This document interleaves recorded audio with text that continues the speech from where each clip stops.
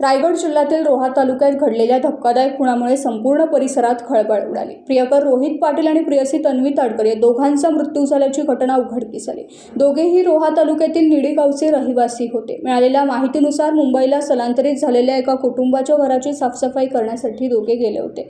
यावेळी प्रेमसंबंधातून त्यांच्यामध्ये शाब्दिक वाद झाल्याचे समोर आले असून त्यानंतर प्रियकराने प्रियसीची हत्या करून स्वतःलाही गळफास घेऊन संपवल्याची दुर्दैवी घटना घडली। ही घटना 15 जूनच्या रात्रीची असल्याचं सांगण्यात येत आहे। घटनेची माहिती मिळताच उपविभागीय अधिकारी प्रसाद गोकुळे, पोलीस निरीक्षक मारुती पाटील आणि त्यांचे पथक घटनास्थळी दाखल झाले।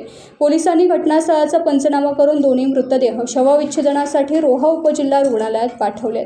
या प्रकरणाचा पुढील तपास रोहा पोलीस ठाण्याचे पोलीस निरीक्षक मारुती पाटील त्यांचे पथक करीत आहे। तपासानंतर मृत्यूमागील नेमके कारण स्पष्ट होणार आहे। रोहित पाटील आणि तन्वी ताडकर हे इथल्याच याच गावातले लोक आहेत।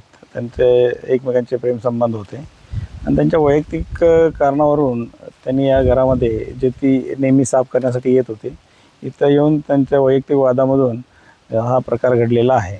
एक याच गावातले रहिवासी गडेकर म्हणून आहेत।